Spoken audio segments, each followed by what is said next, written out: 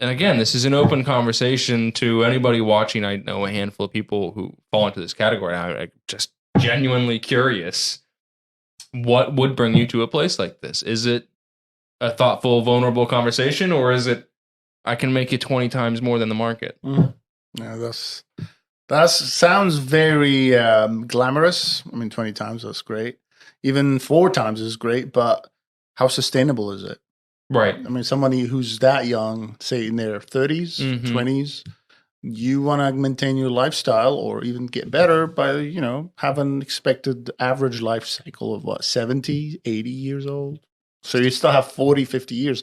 Yeah. And if you statistically just put it, say, every time I make a trade, I'm 50%, there's a 50% chance that I'm going to lose it all, or I'm going to do 20% more, also 20 times more than the market.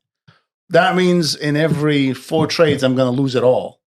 Well, that's not sustainable for someone to live for 40 years. Imagine how many times they're going to crash and then start all over and crash. Right. And is not the way to do it, even in the market. Even in the hedge fund space, I think people will go like, "Oh, well, it sounds like hedge funds work. Let me just go into a hedge fund." And it's like, first of all, there's a lot of right. Again, it's you can't hurt me money. Right. Yeah. The difference is the average person, and I'm not going to try to pretend I know the actual number, but let's say it's a couple $1 million towards midlife, 50, 60 years old.